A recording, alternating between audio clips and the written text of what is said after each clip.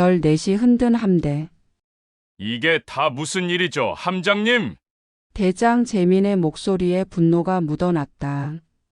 함장 장민호는 침착함을 유지하려 애쓰며 대답했다. 특별한 일은 없었습니다. 아마도 군 생활 적응 과정에서 오는 스트레스일 겁니다. 그때 갑자기 다른 수병이 면회실로 뛰어들어왔다. 숨을 헐떡이며 외쳤다. 거짓말이에요. 우리는 48시간 동안 특별 정신력 훈련이란 이름으로 학대를 당했어요. 함장 장민호의 얼굴이 순간 일그러졌다. 김상우 원사가 재빨리 다가가 그 수병을 제지하려 했다. 최동현 수병, 당장 나가! 재민이 손을 들어 제지했다. 멈추세요. 이 수병의 말을 듣겠습니다. 대장 재민의 눈에서 불꽃이 튀었다. 그는 천천히 장민호에게 다가갔다. 함장님, 이게 어떻게 된 일인지 설명해 보시죠. 함장 장민호가 말을 더듬었다. 그것은 우리 함정의 전통적인 훈련 방식입니다. 정신력을 강화하기 위한. 전통. 학대를 전통이라고 부르시나요? 재민의 목소리는 낮지만 위협적이었다. 50년 군 생활 동안 쌓아온 권위가 모두 실려 있었다. 총장님, 육군과 해군은 문화가 다릅니다. 우리는 바다에서 극한 상황을 견뎌야 하기 때문에 조용히 하세요, 원사. 어떤 상황에서도 인간에 대한 존엄성은 지켜져야 합니다. 재민은 주머니에서 전화기를 꺼냈다. 더 이상 참을 수 없었다. 그의 어깨에 실린 별 넷의 무게가 그 어느 때보다 무겁게 느껴졌다. 안녕하세요, 사열라디오입니다. 해군 함정 내부에 어떤 문제들이 발생하고 있길래 포스타가 직접 개입을 하는 걸까요? 지금부터 이야기가 시작됩니다. 재민은 굳어진 어깨를 두드리며 책상 위에 놓인 서류를 바라봤습니다. 북한 미사일 발사 보고서는 늘 그를 긴장시켰습니다. 오늘도 빨간 글씨로 긴급이라 적힌 서류가 그의 아침을 차지했죠. 또 미사일이라니. 정말 골치 아프네. 그는 탁자 위 커피잔을 들어 한 모금 마셨습니다. 쓴맛이 혀끝을 자극했지만 그 쓴맛이 오히려 정신을 차리게 했습니다. 육군 참모총장 자리에 앉은 지 벌써 2년, 매일 아침은 이렇게 시작되었습니다.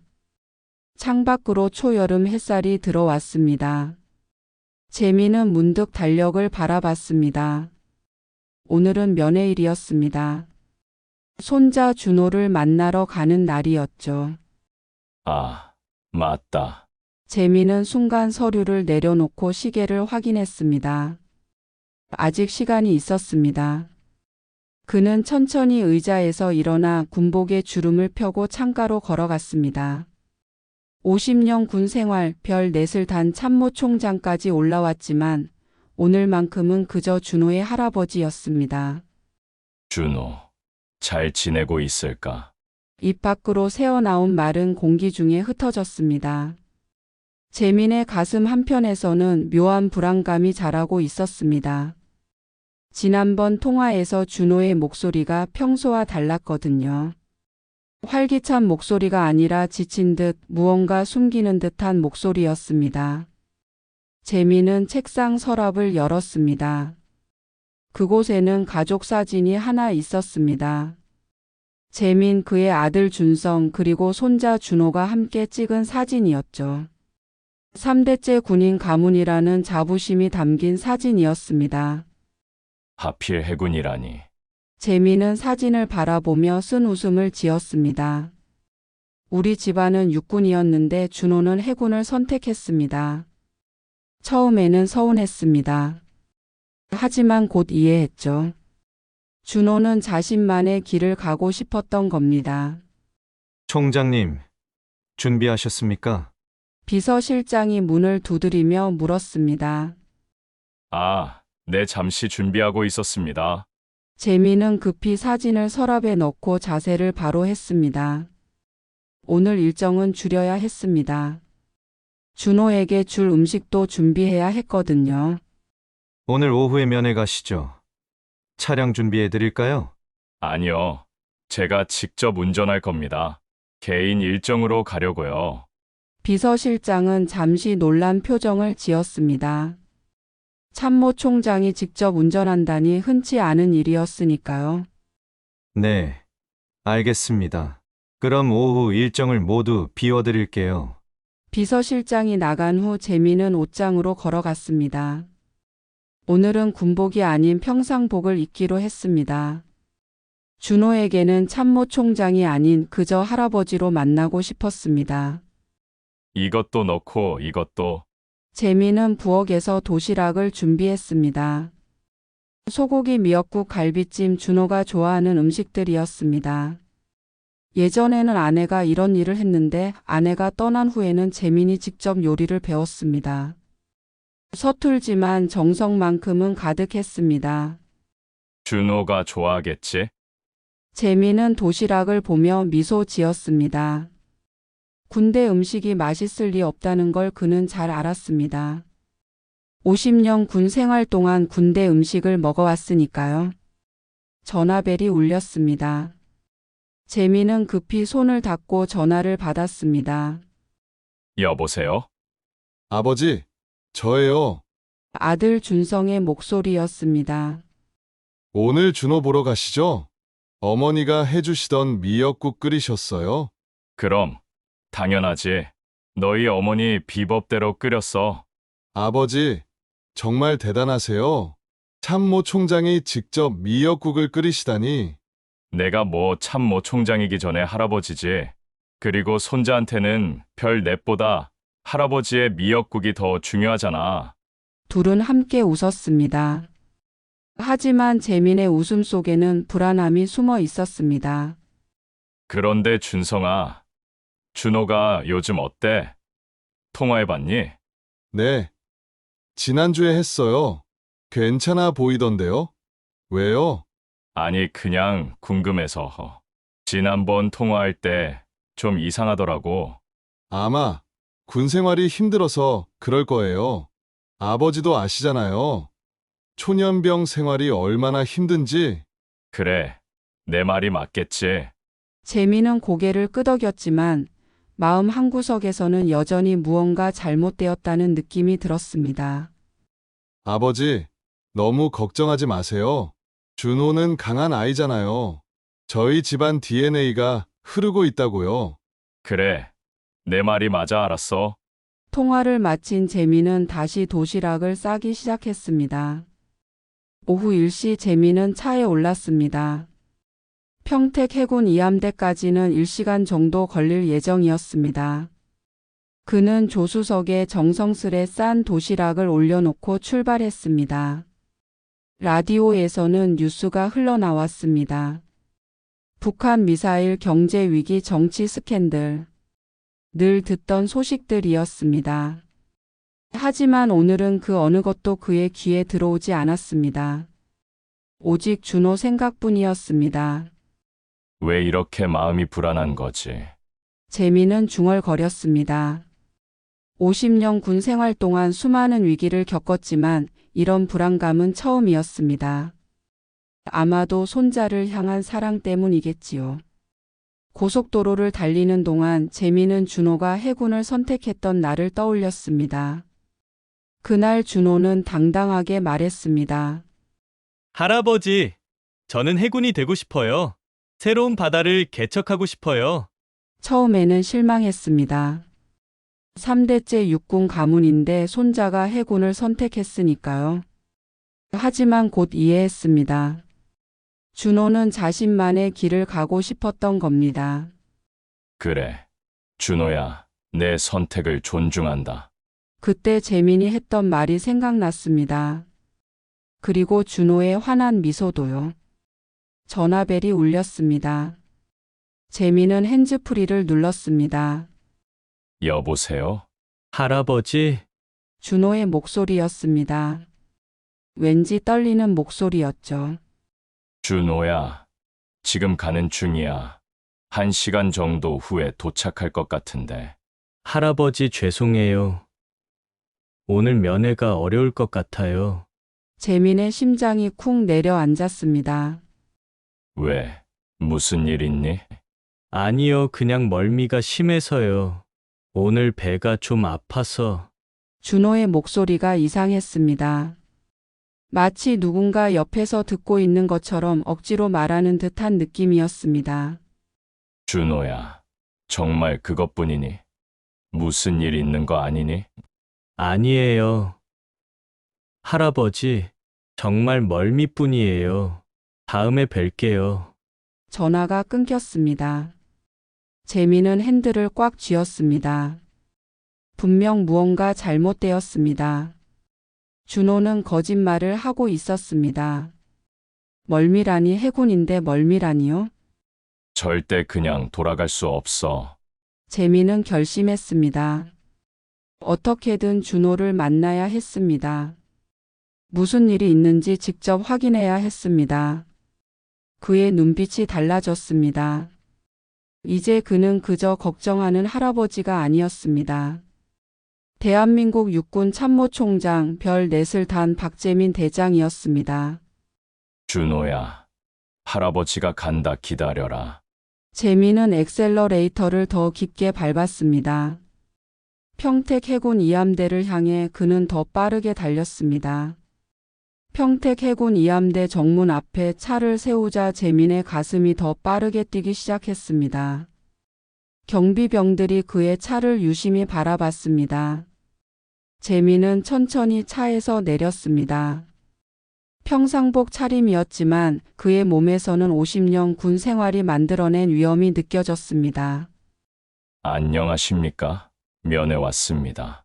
재민은 경비병에게 정중하게 말했습니다. 군인 경력을 밝히지 않고 그저 평범한 할아버지처럼 행동하기로 했습니다. 신분증 보여주시겠습니까? 재민은 주민등록증을 건넸습니다. 원래는 군인 신분증이 있었지만 오늘만큼은 그냥 준호의 할아버지로 들어가고 싶었습니다. 박준호 수병 면회 왔습니다. 경비병은 신분증을 확인한 후 방문 기록부에 이름을 적었습니다. 재민의 이름을 보고 잠시 생각하는 듯 했지만 특별한 반응은 없었습니다. 면회실로 안내해 드리겠습니다. 재민은 경비병을 따라 기지 안으로 들어갔습니다. 도시락 가방을 들고 천천히 걸으며 주변을 살폈습니다.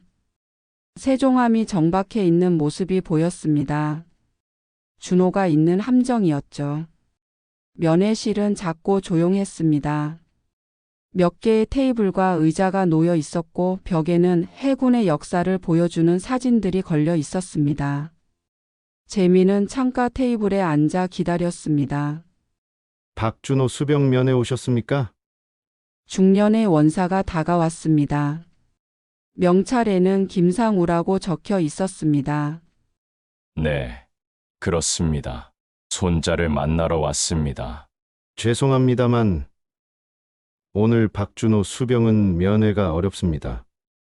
김상우의 목소리는 공손했지만 눈빛은 차가웠습니다. 재민은 직감적으로 무언가 이상하다고 느꼈습니다.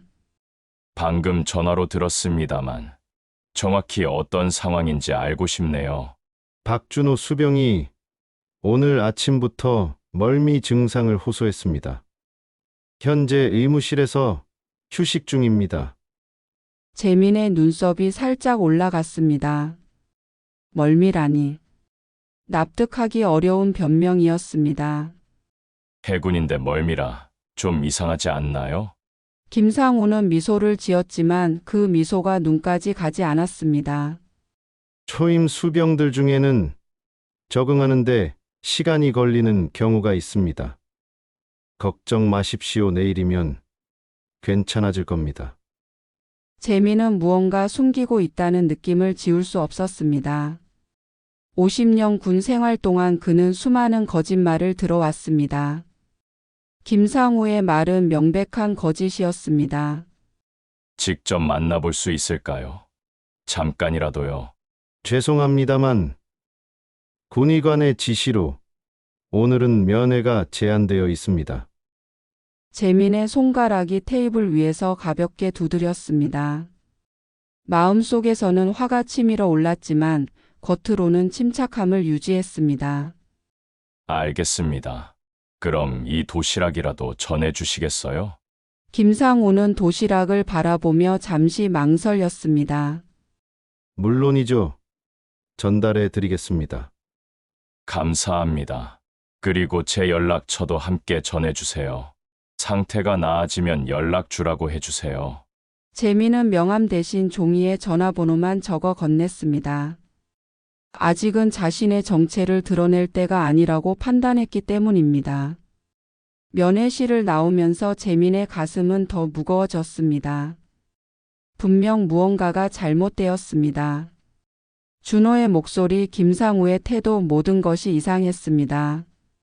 재민은 기지 근처 식당에 들어갔습니다. 점심시간이 지난 오후 2시 식당은 한산했습니다. 그는 구석자리에 앉아 커피를 주문했습니다. 생각을 정리할 시간이 필요했습니다. 뭔가 숨기고 있어. 하지만 뭘까? 재민은 중얼거렸습니다. 창밖으로 해군 기지가 보였습니다. 세종함의 웅장한 모습이 햇빛에 반짝였습니다. 갑자기 옆 테이블에서 대화 소리가 들려왔습니다. 해군 간부로 보이는 두 사람이 앉아 있었습니다. 세종함 분위기가 심상치 않더라. 특히 장민호 함장이 요즘 예민해. 그러게 그 특별 정신력 훈련 때문에 그런 거 아냐? 재민의 귀가 쫑긋 세워졌습니다. 그는 모르는 척하며 커피를 마시면서 대화에 귀를 기울였습니다. 수병들 몇 명이 부모에게 알렸다던데. 그래서 요즘 면회도 제한하고 그러나 봐. 쉬. 그런 얘기 함부로 하면 안 돼. 장함장이 들으면 우리도 큰일 나. 재민의 심장이 빠르게 뛰기 시작했습니다. 특별 정신력 훈련? 면회 제한? 이것이 준호가 만나지 못하는 진짜 이유였을까요? 두 간부는 곧 자리를 떴고 재민은 혼자 남았습니다. 그의 머릿속에서는 여러 생각이 빙글빙글 돌았습니다. 모든 퍼즐 조각이 하나씩 맞춰지는 느낌이었습니다. 함정 내 비인간적 훈련. 그래서 준호가 나를 만나길 거부했구나. 재민은 천천히 자리에서 일어났습니다. 이제는 확신이 들었습니다. 준호는 무언가 심각한 일을 겪고 있었습니다. 순간 재민의 머릿속에 번개가 치듯 깨달음이 찾아왔습니다. 준호가 내가 참모 총장이라는 사실을 숨겼구나. 재민은 쓴 웃음을 지었습니다. 준호는 아마도 할아버지의 힘을 빌리고 싶지 않았을 겁니다. 스스로 이겨내고 싶었던 거죠. 혹은 할아버지가 참모총장이라는 것이 알려지면 더 큰 불이익을 당할까 두려웠을지도 모릅니다. 준호야, 너무 혼자 견디려 하지 마. 재민의 눈가에 눈물이 맺혔습니다. 그는 급히 눈물을 닦고 결심에 찬 표정을 지었습니다. 이제는 행동해야 할 때였습니다. 저녁 자택으로 돌아온 재민은 서재에 앉아 깊은 생각에 잠겼습니다. 창밖으로는 어둠이 내려앉고 있었습니다. 그의 앞에는 전화기가 놓여 있었습니다. 어떻게 해야 할까? 재민은 내적 갈등에 빠졌습니다. 한편으로는 할아버지로서 당장 무언가 행동해야 한다는 생각이 들었습니다. 하지만 다른 한편으로는 참모총장으로서 신중하게 접근해야 한다는 생각도 들었습니다. 개인적인 감정으로군. 내부 문제에 개입하면 안 되지. 하지만 그것은 단순한 개인적 감정의 문제가 아니었습니다. 만약 세종함에서 정말로 비인간적 훈련이 이루어지고 있다면 그것은 군 전체의 문제였습니다. 참모총장으로서 마땅히 관심을 가져야 할 문제였죠. 재민은 전화기를 들어 번호를 눌렀습니다. 국방부 장관과의 비공식 통화였습니다. 여보세요, 장관님? 박재민입니다. 오, 총장님 무슨 일이신지요? 해군 이함대 세종함에 대해 혹시 들은 이야기가 있으신가요? 특별히 없습니다만 무슨 일 있으십니까? 재민은 잠시 고민했습니다. 너무 많은 정보를 주면 개인적 감정으로 오해받을 수 있었습니다. 제 손자가 그 함정에 있는데 오늘 면회를 갔다가 이상한 점을 발견했습니다. 특별 정신력 훈련이라는 것이 있다고 하던데. 장관의 목소리가 조심스러워졌습니다. 공식적으로는 그런 훈련이 없습니다. 혹시 구체적인 정황이 있으신가요? 아직은 확실하지 않습니다. 내일 다시 방문해 볼 생각입니다. 이번에는 참모 총장 자격으로요. 전화기 너머로 장관의 깊은 숨소리가 들렸습니다. 신중하게 접근하시는 게 좋겠습니다. 군 내부 문제는 복잡하니까요. 물론입니다. 하지만 만약 문제가 있다면 반드시 바로잡아야 합니다. 군은 강해야 하지만 그 강함이 학대에서 나오면 안 됩니다. 동의합니다. 결과를 알려주시기 바랍니다. 통화를 마친 재민은 창밖을 바라봤습니다. 서울의 밤하늘에는 별이 거의 보이지 않았습니다. 하지만 그의 마음속에는 별 넷의 책임감이 빛나고 있었습니다. 재민은 군복장을 준비하기 시작했습니다. 내일은 할아버지가 아닌 대한민국 육군 참모총장 박재민 대장으로 해군 기지를 방문할 것입니다. 별 넷의 무게를 실어 진실을 밝혀낼 것입니다. 준호야, 할아버지가 반드시 도와줄게. 재민의 눈빛이 단단하게 빛났습니다. 그의 가슴 속에는 손자를 향한 사랑과 군인으로서의 정의감이 함께 타오르고 있었습니다. 내일은 반드시 진실을 밝혀낼 것입니다. 다음 날 아침 재민은 거울 앞에 섰습니다. 오늘은 평상복이 아닌 정복을 입었습니다. 어깨에는 별 넷이 빛나고 있었습니다. 가슴에는 수많은 훈장들이 달려 있었죠. 50년 군 생활의 흔적들이었습니다. 오늘은 할아버지가 아닌 참모 총장으로 가야겠어. 재민은 모자를 쓰며 중얼거렸습니다. 그의 눈빛은 어제와 달랐습니다. 부드러운 할아버지의 눈빛이 아닌 대한민국 육군 최고 지휘관의 단호한 눈빛이었습니다. 운전기사가 대기하고 있었습니다. 오늘은 개인 차량이 아닌 공식 차량으로 이동했습니다. 준호를 반드시 만나야 했습니다. 그리고 무슨 일이 있었는지 확인해야 했습니다. 평택 해군 이함대로 가자. 차는 서울을 빠져나가 고속도로를 달렸습니다. 재민은 창밖을 바라보며 생각에 잠겼습니다. 어제 들었던 특별 정신력 훈련이 무엇인지, 준호가 어떤 상황에 있는지 궁금했습니다. 가슴 속에서는 분노가 조금씩 자라고 있었습니다. 평택 해군 이함대 정문에 도착하자 경비병들이 차를 세웠습니다. 그러나 육군 참모총장의 차량을 확인하고는 눈이 휘둥그레졌습니다. 경례. 경비병들이 일제히 차렷 자세를 취했습니다. 재민이 차에서 내리자 모두의 시선이 그에게 집중되었습니다. 별 넷의 위험은 그런 것이었습니다. 박준호 수병 면회 왔습니다. 재민의 목소리는 어제와 달랐습니다. 부드러운 할아버지의 목소리가 아닌 명령에 익숙한 지휘관의 목소리였습니다. 네, 총장님. 즉시 안내하겠습니다. 경비병장이 급히 앞장섰습니다. 주변에 있던 모든 해군 장병들이 경례를 붙였습니다. 육군 참모총장의 갑작스러운 방문에 기지 전체가 술렁이기 시작했습니다. 면회실로 들어서자 어제 만났던 김상우 원사가 놀란 표정으로 재민을 맞이했습니다. 총장님, 이렇게 직접 방문하시다니. 김상우의 얼굴이 하얗게 변했습니다. 어제의 자신감은 온데간데 없었습니다. 어제 왔었습니다. 손자 면회를 거부당했고요. 재민의 차가운 말에 김상우는 더욱 긴장한 모습이었습니다.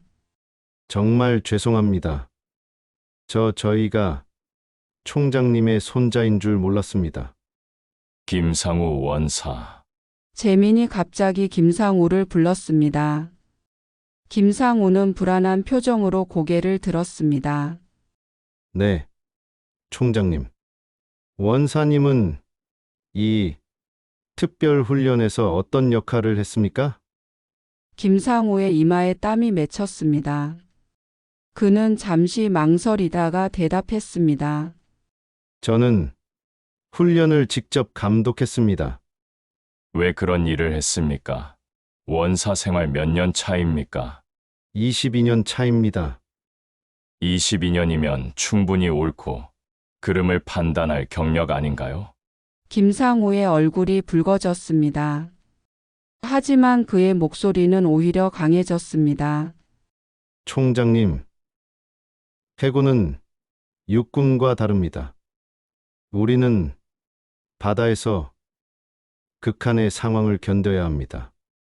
극한, 그게 중요한가요? 모든 장병의 가족은 동등하게 대우받아야 하지 않나요? 김상우는 말문이 막혔습니다. 재민의 눈빛은 더욱 날카로워졌습니다. 지금 당장 박준호 수병을 데려오세요. 그리고 세종함 함장도 함께요. 네, 총장님 즉시 조치하겠습니다. 김상우는 허둥지둥 면회실을 나갔습니다. 재민은 창가에 서서 기다렸습니다. 바다가 보였습니다. 파도가 잔잔했지만 그의 마음은 폭풍우가 몰아치는 것 같았습니다. 10분 후 문이 열리고 장민호 함장이 들어왔습니다. 40대 중반의 날카로운 인상을 가진 남자였습니다. 육군 참모 총장님 방문을 환영합니다. 세종함 함장 장민호 대령입니다. 장민호의 목소리는 공손했지만 눈빛에는 불안함이 가득했습니다. 재민은 그를 차갑게 바라봤습니다. 함장님, 제 손자는 어디 있습니까? 지금 데려오고 있습니다. 잠시만 기다려 주십시오. 둘 사이에 무거운 침묵이 내려앉았습니다. 재민은 장민호를 계속 관찰했습니다. 그는 불안한 듯 자꾸 손을 만지작거렸습니다. 드디어 문이 다시 열리고 준호가 들어왔습니다. 재민의 심장이 덜컥 내려앉았습니다. 준호의 모습이 너무 달라져 있었기 때문입니다. 창백한 얼굴, 떨리는 손, 그리고 공허한 눈빛. 준호는 마치 영혼이 빠져나간 것처럼 보였습니다. 그는 할아버지를 보고도 놀라는 기색이 없었습니다. 준호야. 재민의 목소리가 떨렸습니다. 손자의 상태를 보니 가슴이 찢어지는 것 같았습니다. 할아버지 왜 오셨어요? 준호의 목소리는 작고 무기력했습니다. 마치 로봇처럼 감정이 없었죠. 무슨 일이 있었니? 솔직하게 말해봐. 준호는 장민호 함장을 힐끗 쳐다봤습니다. 그의 눈에는 두려움이 가득했습니다. 아무 일도 없었어요. 그냥 좀 피곤해서. 재민은 손자의 어깨를 부드럽게 잡았습니다. 그 순간 준호가 움찔했습니다. 마치 누군가가 때릴 것을 두려워하는 반응이었습니다. 이게 다 무슨 일이죠, 함장님? 재민의 목소리에 분노가 묻어났습니다. 장민호는 침착함을 유지하려 애쓰며 대답했습니다. 특별한 일은 없었습니다. 아마도 군 생활 적응 과정에서 오는 스트레스일 겁니다. 그때 갑자기 다른 수병이 면회실로 뛰어들어왔습니다. 숨을 헐떡이며 외쳤습니다. 거짓말이에요. 우리는 48시간 동안 특별 정신력 훈련이란 이름으로 학대를 당했어요. 장민호의 얼굴이 순간 일그러졌습니다. 김상우 원사가 재빨리 다가가 그 수병을 제지하려 했습니다. 최동현 수병, 당장 나가! 재민이 손을 들어 제지했습니다. 멈추세요. 이 수병의 말을 듣겠습니다. 최동현은 떨리는 목소리로 말을 이어갔습니다. 48시간 동안 물 한 모금 못 마시고 잠도 못 자게 했어요. 계속 무릎 꿇고 앉아 있으라고 했고 조금이라도 움직이면 온갖 모욕을 주었어요. 특별 정신력 훈련이라며. 재민의 얼굴이 점점 굳어갔습니다. 분노가 치밀어 올랐습니다. 이것은 단순한 군 훈련이 아니었습니다. 명백한 학대였습니다. 그게 사실이니 준호야? 준호는 고개를 떨구었습니다. 그의 어깨가 떨리기 시작했습니다. 눈물이 뺨을 타고 흘러내렸습니다. 맞아요. 할아버지 너무 힘들었어요. 준호의 목소리가 무너졌습니다. 오랫동안 참아왔던 감정이 터져 나오는 순간이었습니다. 재민의 눈에서 불꽃이 튀었습니다. 그는 천천히 장민호에게 다가갔습니다. 함장님, 이게 어떻게 된 일인지 설명해 보시죠. 장민호가 말을 더듬었습니다. 그것은 우리 함정의 전통적인 훈련 방식입니다. 정신력을 강화하기 위한. 전통? 학대를 전통이라고 부르시나요? 재민의 목소리는 낮지만 위협적이었습니다. 50년 군 생활 동안 쌓아온 권위가 모두 실려 있었습니다. 김상우 원사가 끼어들었습니다. 총장님, 육군과 해군은 문화가 다릅니다. 우리는 바다에서 극한 상황을 견뎌야 하기 때문에. 조용히 하세요, 원사. 어떤 상황에서도 인간에 대한 존엄성은 지켜져야 합니다. 이것은 훈련이 아닌 명백한 가혹행위입니다. 재민은 주머니에서 전화기를 꺼냈습니다. 국방부 장관에게 전화를 걸었습니다.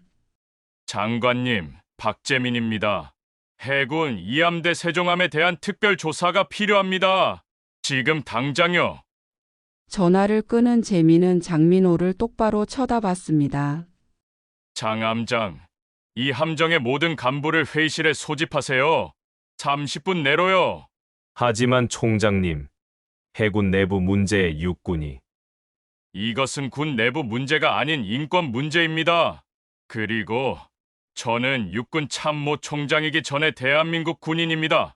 재민의 목소리에는 더 이상 타협의 여지가 없었습니다.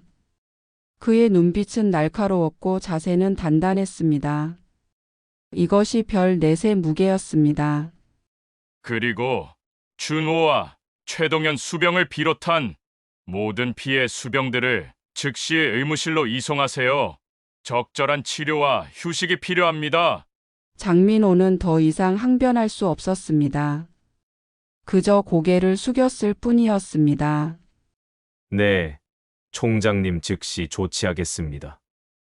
재민은 준호에게 다가가 부드럽게 안아주었습니다. 준호의 몸이 할아버지 품에서 떨렸습니다. 괜찮아. 준호야, 이제 할아버지가 왔어. 다 괜찮을 거야. 재민의 눈에서 눈물이 흘러내렸습니다. 분노와 슬픔이 뒤섞인 눈물이었습니다. 하지만 그의 마음은 이미 결심했습니다. 이 문제를 반드시 바로잡을 것입니다. 이것은 단순히 손자를 위한 것이 아니었습니다. 모든 군인들의 인권과 존엄성을 위한 싸움이었습니다. 준호야, 내가 해군을 선택한 것을 자랑스럽게 생각한다. 그리고 할아버지는 이런 일이 다시는 일어나지 않도록 할 거야. 재민의 눈빛이 단단하게 빛났습니다. 별 넷의 분노가 군 내부의 어둠을 밝히기 시작했습니다. 세종함 회의실은 무거운 침묵에 휩싸여 있었습니다. 모든 간부들이 긴장된 표정으로 자리에 앉아 있었습니다. 테이블 끝에는 재민이 앉아 있었습니다. 그의 눈빛은 날카로웠고 표정은 굳어 있었습니다. 30분 내로 소집하라고 했는데 다 모인 건가요? 재민의 목소리는 조용했지만 그 무게감은 회의실 전체를 짓눌렀습니다. 장민호가 목을 가다듬었습니다. 네, 총장님 휴가 중인 2명을 제외하고 모두 모였습니다. 재민은 천천히 자리에서 일어났습니다. 그의 군복에 달린 별 넷이 형광등 빛에 반짝였습니다. 모두의 시선이 그에게 고정되었습니다. 먼저 제가 왜 여기 왔는지 말씀드리겠습니다. 재민은 천천히 회의실을 걸어다니며 말을 이었습니다. 제 손자 박준호가 이 함정에 배치되었습니다. 어제 면회를 왔다가 거부당했죠. 그리고 오늘 제가 무엇을 발견했는지 아십니까? 아무도 대답하지 않았습니다. 모두 고개를 숙이고 있었습니다. 비인간적인 학대가 특별 정신력 훈련이란 이름으로 자행되고 있었습니다. 재민의 주먹이 테이블을 내리쳤습니다. 둔탁한 소리가 회의실에 울려 퍼졌습니다. 몇몇 간부들이 움찔했습니다. 누가 이 특별 훈련을 시작했습니까? 침묵이 이어졌습니다. 재민의 시선이 장민호와 김상우에게 향했습니다. 두 사람은 서로를 힐끔거렸습니다. 갑자기 한중이가 손을 들었습니다. 젊은 장교였습니다. 그의 얼굴은 창백했지만 눈빛은 결연했습니다. 제가 말씀드리겠습니다. 모두의 시선이 그에게 쏠렸습니다. 장민호의 표정이 굳어졌습니다. 이태호 중위입니다. 이 특별 훈련은 제가 이 함정에 배치된 2년 전부터 있었습니다. 처음에는 단순한 정신력 강화 훈련으로 시작했지만 점점 가혹해졌습니다. 이태호의 목소리가 떨렸습니다. 하지만 그는 계속 말을 이어갔습니다. 신입 수병들은 48시간 동안 수면과 음식을 제한받았습니다. 무릎 꿇고 앉아 있어야 했고 조금이라도 흐트러지면 온갖 모욕을 당했습니다. 재민의 가슴이 뜨거워졌습니다. 분노와 슬픔이 뒤섞였습니다.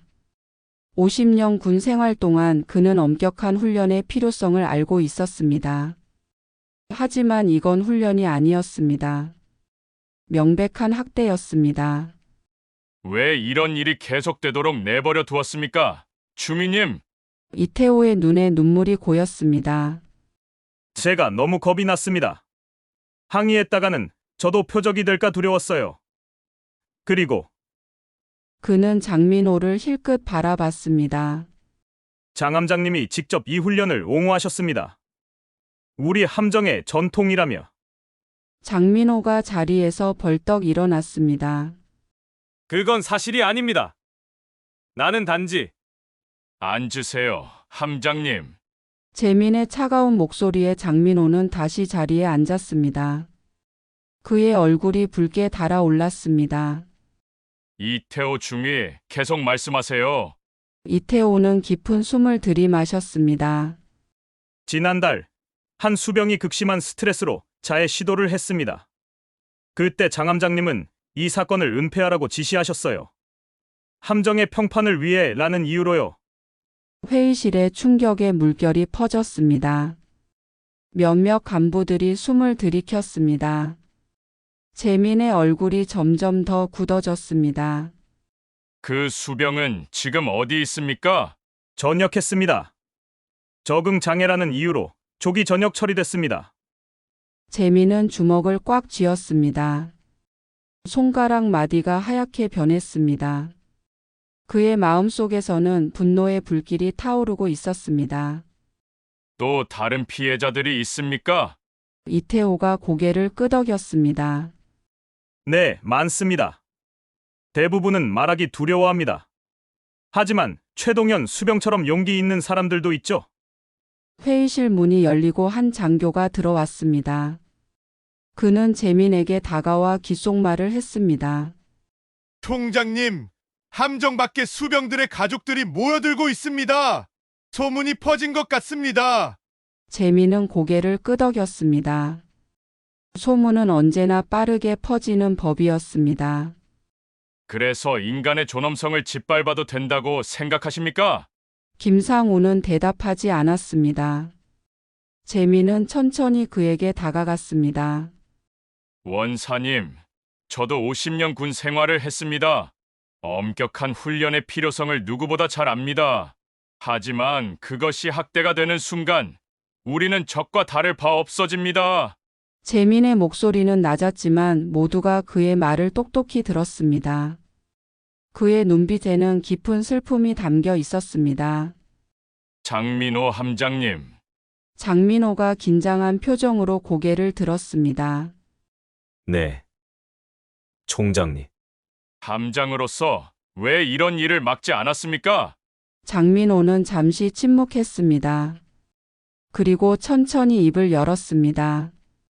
제 잘못입니다. 전임 함장 때부터 있던 관행이라 그냥 따랐습니다. 그리고 그는 말을 잠시 멈추었다가 계속했습니다. 솔직히 말씀드리자면 진급을 위해서였습니다. 문제없는 함정, 사고 없는 지휘 기록이 필요했습니다. 회의실에 침묵이 내려앉았습니다. 재민은 깊은 한숨을 내쉬었습니다. 이것은 단순히 몇몇 사람의 문제가 아니었습니다. 시스템 전체의 문제였습니다. 이태호 중위. 이태호가 바로 자세를 취했습니다. 네, 총장님. 용기 있는 증언에 감사드립니다. 앞으로도 진실을 위해 협조해 주시기 바랍니다. 이태호의 눈에 결의가 빛났습니다. 재민은 다시 전체를 향해 말했습니다. 지금부터 이 함정에 대한 전면적인 조사가 이루어질 것입니다. 국방부 특별조사팀이 오늘 중으로 도착할 겁니다. 재민은 전화기를 꺼내 국방부 장관에게 전화를 걸었습니다. 장관님, 상황이 생각보다 심각합니다. 특별조사팀 즉시 파견 부탁드립니다. 그리고 피해 수병들에 대한 심리 상담팀도 필요합니다. 전화를 끄는 재민은 다시 회의실을 둘러봤습니다. 모든 간부들이 침묵 속에 앉아 있었습니다. 그들의 표정에는 다양한 감정이 담겨 있었습니다. 죄책감, 두려움, 그리고 일부는 분노까지. 여러분, 군대는 강해야 합니다. 하지만 그 강함은 서로에 대한 존중과 신뢰에서 나와야 합니다. 학대와 두려움에서 나오는 강함은 진정한 강함이 아닙니다. 재민의 목소리는 부드러웠지만 그 안에는 단단한 확신이 담겨 있었습니다. 이 일을 계기로 우리 군 전체가 변화해야 합니다. 더 이상 이런 일이 반복되어서는 안 됩니다. 회의실 밖에서 소란스러운 소리가 들렸습니다. 수병들의 부모들이 모여들고 있었습니다. 재민은 깊은 숨을 들이마셨습니다. 이제 저는 그들을 만나러 가겠습니다. 진실을 말해 주어야 합니다. 재민이 회의실을 나가려 할 때 김상우가 갑자기 말했습니다. 총장님, 저희는 단지 강한 군인을 만들고 싶었을 뿐입니다. 이것이 잘못된 방법이었다면 죄송합니다. 재민은 잠시 걸음을 멈추고 김상우를 바라봤습니다. 그의 눈에는 복잡한 감정이 담겨 있었습니다. 원사님, 강한 군인은 극한의 고통을 견디는 사람이 아닙니다. 옳은 일을 위해 목소리를 낼 수 있는 사람입니다. 이태호 중위와 최동현 수병처럼요. 재민은 천천히 회의실을 나갔습니다. 그의 어깨에는 무거운 책임감이 실려 있었습니다.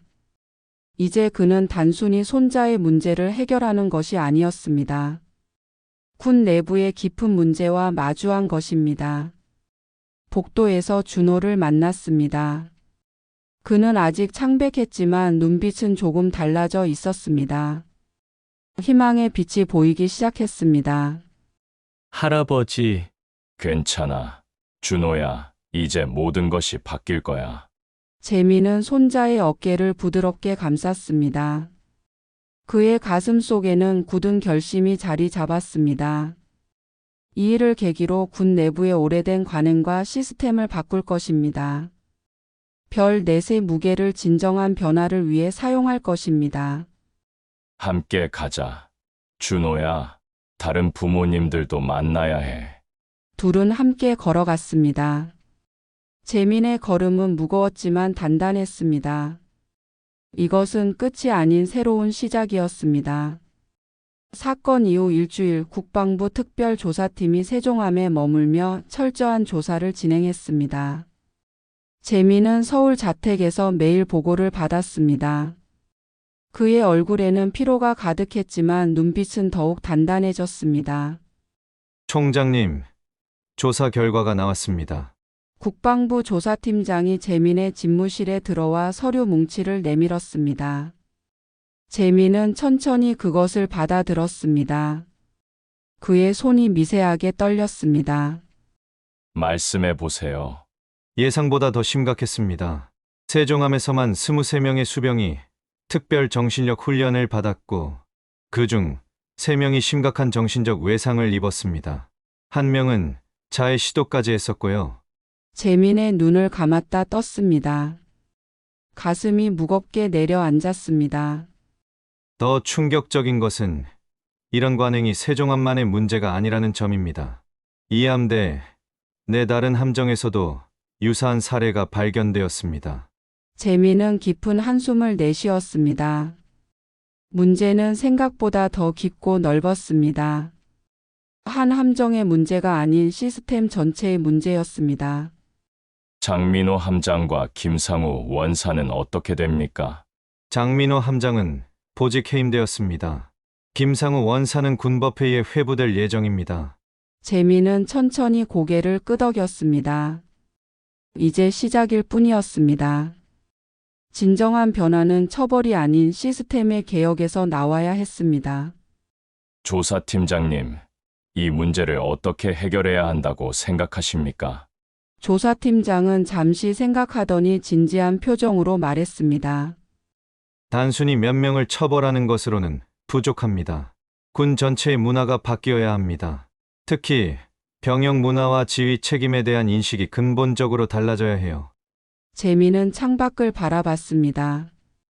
봄비가 내리고 있었습니다.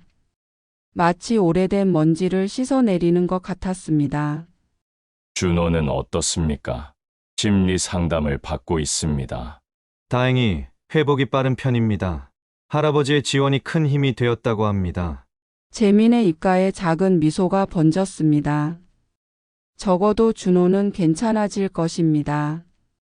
하지만 다른 수병들은 어떨까요?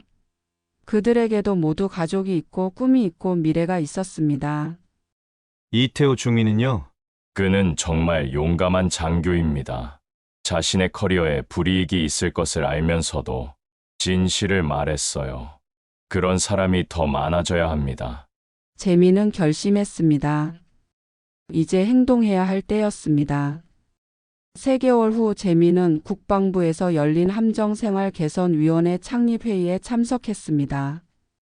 이 위원회는 재민의 제안으로 만들어진 것이었습니다. 놀랍게도 이태호 중위가 해군 대표로 참석해 있었습니다. 이 위원회의 목적은 단순합니다. 강하지만 인간적인 군대를 만드는 것입니다. 재민은 회의를 시작하며 말했습니다. 그의 목소리에는 확신이 담겨 있었습니다. 지난 3개월 동안 해군 2함대를 시작으로 전 군에 걸쳐 병영 문화 실태 조사가 이루어졌습니다. 결과는 우리가 생각했던 것보다 심각했습니다. 회의실의 모든 사람들이 진지한 표정으로 재민의 말을 경청했습니다.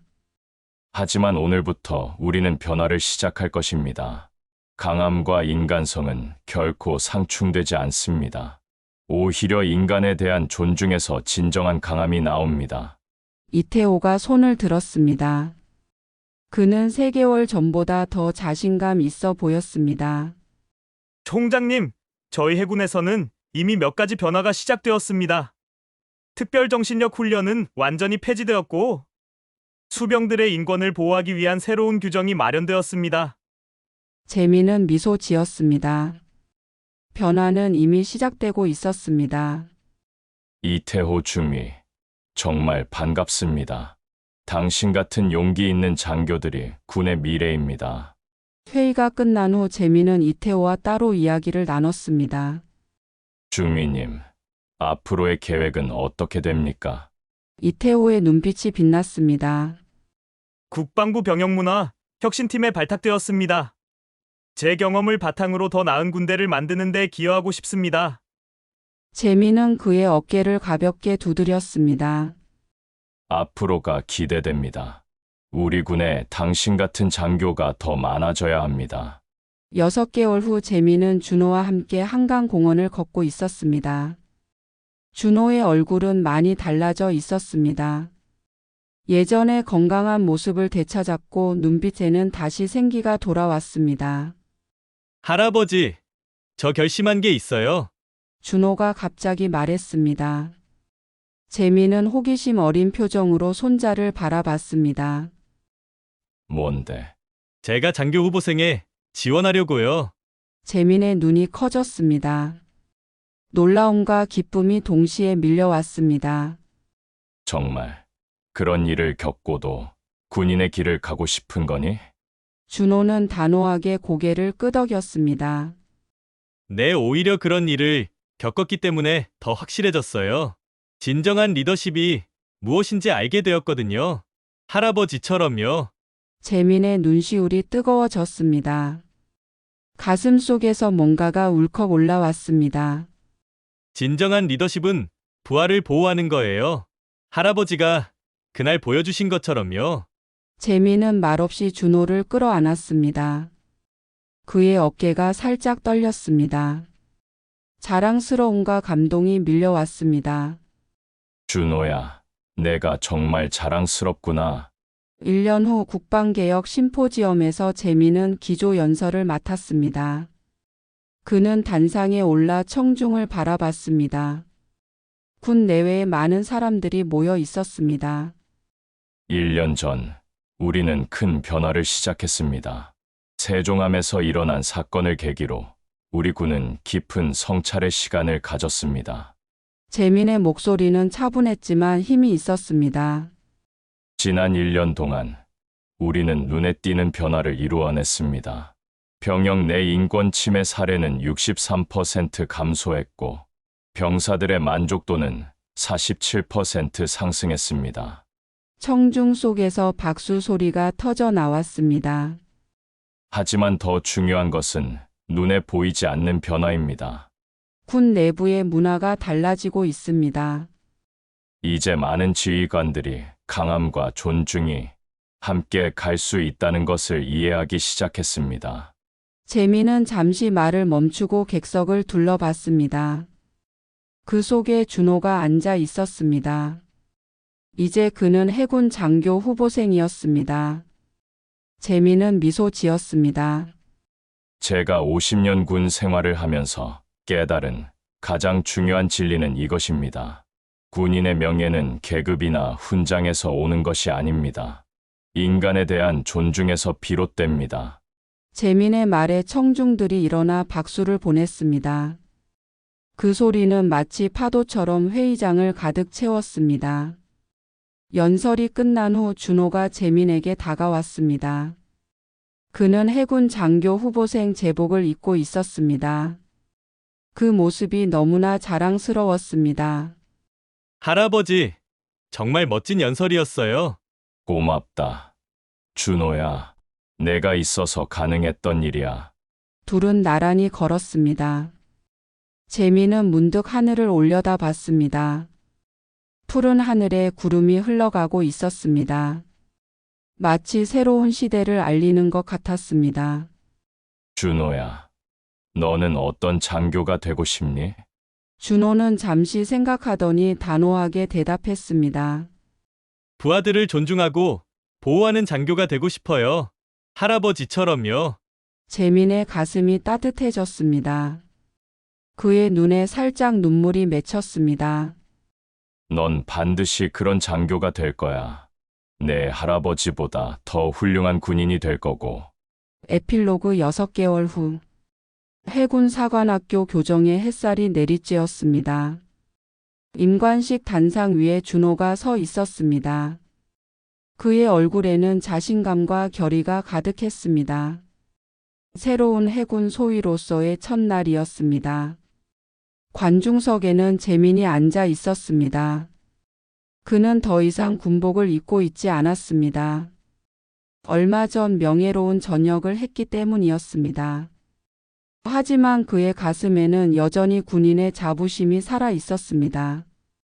준호가 소위 계급장을 받는 순간 재민의 눈에서 눈물이 흘러내렸습니다. 그것은 자랑스러움의 눈물이었습니다. 그리고 희망의 눈물이었습니다. 준호는 관중석에 할아버지를 바라보며 경례를 붙였습니다. 재민도 자리에서 일어나 경례로 화답했습니다. 군복은 입고 있지 않았지만 그의 자세는 여전히 군인 그대로였습니다. 이제 새로운 세대가 군을 이끌어갈 것입니다. 존중과 인권 그리고 진정한 리더십을 바탕으로 한 새로운 군대가 만들어질 것입니다. 그리고 그 중심에는 준호와 같은 젊은 장교들이 있을 것입니다. 할아버지, 감사합니다. 임관식이 끝난 후 준호가 재민에게 다가와 말했습니다. 재민은 미소 지으며 손자를 바라봤습니다. 뭐가 고맙다는 거니? 할아버지가 아니었다면 저는 지금 여기 없었을 거예요. 그리고 우리 군대도 변하지 않았을 거고요. 재민은 고개를 저었습니다. 아니야. 준호야. 변화는 내가 용기 있게 견뎌냈기 때문에 시작된 거야. 그리고 이태호 주미 같은 용감한 사람들 덕분이지. 준호는 새로운 소위 계급장을 자랑스럽게 만졌습니다. 이제 제 차례네요. 더 나은 군대를 만들기 위해 제가 할 수 있는 일을 하겠습니다. 재민은 손자의 어깨를 꽉 잡았습니다. 그의 눈에는 확신이 담겨 있었습니다. 그래. 준호야, 이제 내 차례야. 내가 바로 군의 새 물결이란다. 둘은 함께 해군사관학교를 나섰습니다. 앞에는 밝은 미래가 기다리고 있었습니다. 별 넷이 흔든 함대, 그 파도는 이제 새로운 방향으로 흘러가고 있었습니다. 이야기 재미있게 들으셨나요? 구독해 주신다면 앞으로 더 재미있는 이야기를 들어보실 수 있습니다. 그럼 다음 이야기에서 만나요. 안녕.